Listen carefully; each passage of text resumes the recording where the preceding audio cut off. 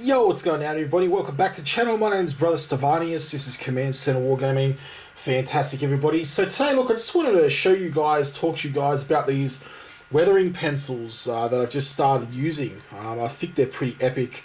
I just finished up some iron hands I used them on. Now, admittedly, I didn't use the weathering pencils up as much as what I thought I would. I'll chuck some pictures up on the screen here of the iron hands in the light box, but also I'll also go through and put up a turntable in a couple of days. I'll edit together a bit of a turntable of them as well, so you can get a better look. But here's a few pics right now, so you can see them. And yeah, so I thought that they'd be a little bit better for chipping. I ended up buying them for the reason of doing chipping, to increase my workflow in terms of speed for chipping.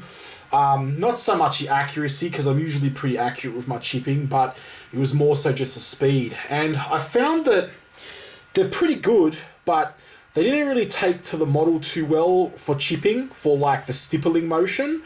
But what I actually did find them really good for was adding things like little nicks and bumps and scrapes and things like that I would usually do with like a hair of the brush, right? So if you sharpen these up a bit, and they are graphite, then you can actually also use the shavings as, you know, weathering powder, so like around the model. Once again, it's probably, can't really see it there, but you can see that there's some, you know, powdery on there. So it's a bit of a mix of the gunmetal pencil and some of the Vallejo red ochre pigment, I believe. So yeah, but very handy tool for the arsenal. I do recommend them. AK Interactive has usually been very good. I bounce between, when it comes to weathering, I bounce between MIG and AK Interactive. Okay, MIG does a lot of really good sort of enamel rusts and things like that, more liquidy effects. But I have found that some of my favourite stuff from AK Interactive is actually the chipping fluid. I don't use so much of it anymore because I do more hand-painted chipping now. But yeah, still very good. Good for drawing on, you know, little decals and stuff like that. You can also sort of weather it on a bit, you know, do some streaking. But again, I don't know about the streaking because I just feel as though, like, it works, but it's just, there's better ways to do it, right? You got streaking fluid, your oils, things like that. So yeah, but so these are the 4 packs that I've got, and you can see the colors here. So this one here is the black and white shading effects set, and it comes in handy if you just want to do like areas sort of around the initial recess lines and things like that, and you can actually then sort of like rub it in and fade them in, so you can see, like, for example, on the Messerschmitt, you know, you have that wear and tear just out of the recess and things like that, so it's really good. Also a bit of dust and stuff. But this one comes in dirty white, smoke, rubber and black. Also, once again, really good for putting little sort of a bit of detail on rubber wheels or things like that. Also probably doing a bit of a dry, not a dry brush, but a dry penciling of maybe the tire treads and stuff. You know, just drawing things on in general. Then we have the rust streaking effects set. So you got the light rust, the medium rust, the dark rust, the strong ochre, and the vivid orange. Okay. I haven't used any of those yet because I wasn't doing much rusting. The ones I used for my iron hands was dark aluminium, the chipping color, and the aluminium. So we can see here there's the 2 sets that are open. So I actually haven't opened those 2 yet. So I might do a full tutorial or something like that later on the channel, basically just talking about, you know, what they do. But they cost me about, from memory, I think they were about $15 each. So it's quite good value. I did go down the arts shop, see if I could get them a little bit cheaper. So maybe there was like another brand or whatever. But unfortunately, they weren't very helpful there. They basically said that, you know, a lot of the pencils wouldn't stick to the plastic. I tried to explain it to them that, you know, there's paint over it and that. But I did buy a pencil.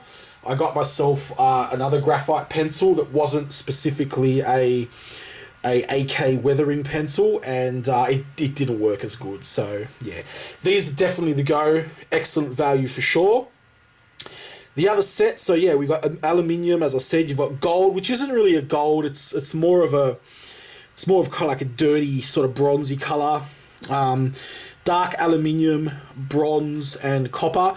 Now I found that the dark aluminium and the aluminium work really well together, because you could go through and you have the dark aluminium as the first layer of the streak or the chip or the dent, and then you put the aluminium in there over the top, so you kind of get that multi-layered effect. Okay, and then we've got the red primer, chipping color, which is basically like a brown red, gunmetal, dark chipping for wood, and the light chipping for wood here. Okay, so it's pretty good. Now it says wood, but it still works on other models that aren't wood, right?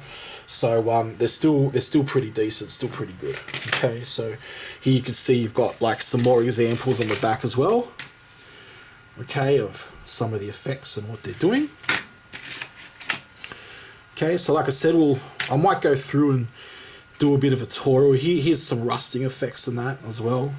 Once again, I think I'd rather probably use some of the enamel fluids for this kind of effect, and even the sponging method or the stippling method with just normal paint. But for nicks and knacks and things, this is still really good. So yeah, you've got the plain there, and yeah, it's sort of, you can see the streaking and the rust and stuff. So it's really good. The pencils are, let me show you the pencil. So this one's been sharpened a bit.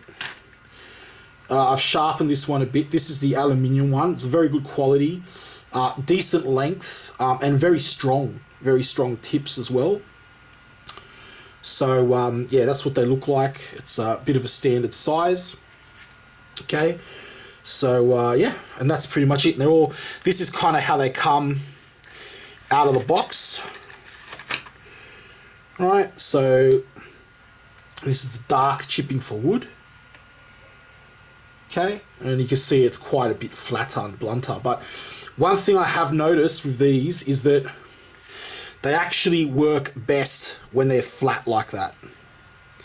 So you can see you got that flat tip there. They actually work best like that. So yeah, just wanted to share this with you guys. Some fantastic tools there.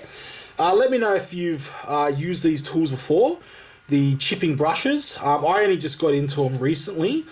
The interesting thing is with chipping is that basically it's actually, if you do it properly, it's actually a 3-layered minimum process, because you've got to have like your rusty part in the middle, and then you have 2 layers of silver, and then you've got the rust around it, or you could have it like the other way around. So I will be working more on the chipping, I'm trying to look for a good workflow that is going to be like, looks good, but also is going to be fast. So, I don't want to sit there for a week chipping a model.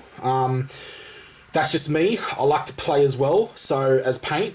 So I need something that looks decent on the table, but isn't quite going to take me so long. So yeah, I've got a pretty good method so far, but I'm always looking to improvement.